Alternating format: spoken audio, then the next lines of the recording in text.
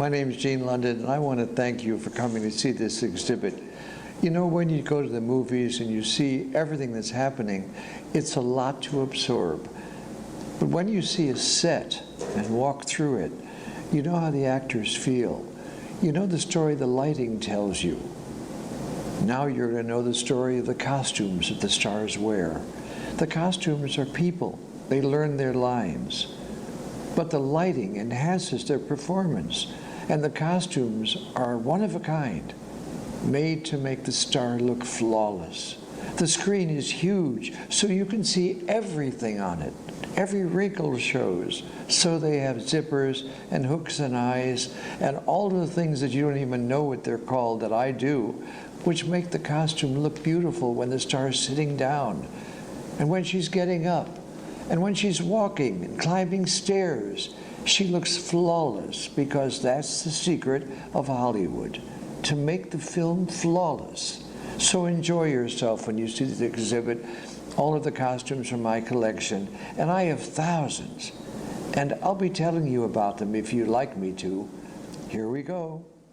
Please look up, and you'll see the swimwear of Esther Williams. When you hear that name, you imagine her in the most beautiful bathing suits, the plots of silly movies. This one is called Easy to Love, and it takes place in Cypress Gardens.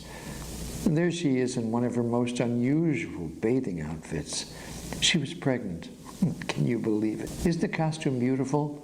It's designed by Walter Plunkett and Helen Rose. And if you look up, you'll see her diving into the water at Cypress Gardens in this outfit. Notice how it's a little bit faded.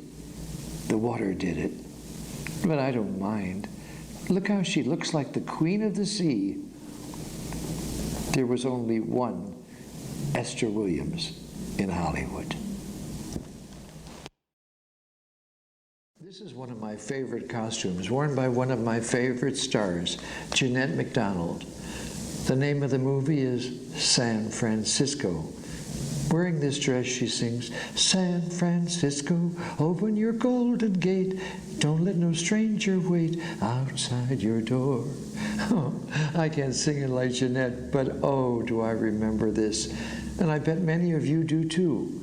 Once you see that scene, you'll understand the energy of the old movies, the magic of a good girl like Jeanette in this movie playing Mary Blake. Isn't she gorgeous? The designer for this outfit is Ori Kelly. He came from Australia in the 1920s to New York City with the idea of becoming an actor, but instead he wound up a designer.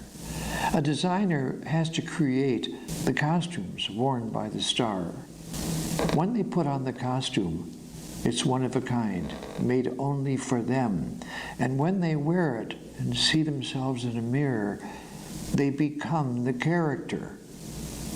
It's a great definer for an actor or an actress to look perfect and to be able to emote, that means act, at the height of their ability. And so this costume is authentic in the style of the period. Many costumes that are period in the movies use gold lame and sequins and all kinds of modern ways to catch the lights. But Betty Davis said, no, I don't want to wear a modern costume as an ancient queen. I want to be dressed as they really dressed. And Ori Kelly said to her, my dear, do you realize that they all lived in castles with big fireplaces, but not much heat came from those fireplaces. So they had to wear quilted fabric.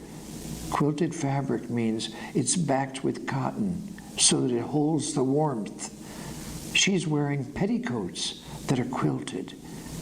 And then he said to her, Betty, if you wear an authentic costume, it will weigh so much that we'll have to mop your face every time we do another scene. She said, I want the authentic costume. And so you see, this is Hollywood paying tribute to the actress, to Betty Davis in Elizabeth and Essex.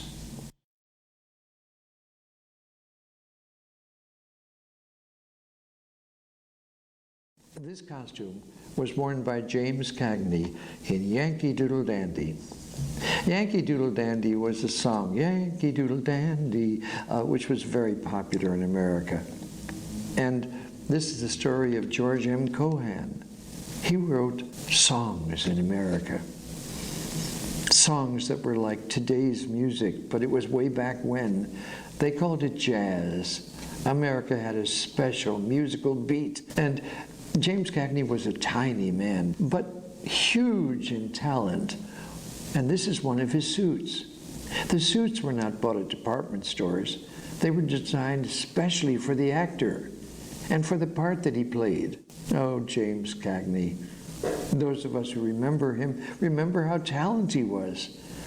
The outfit is made by Milo Anderson, who also created the most gorgeous women's wear in the world. The old-fashioned look.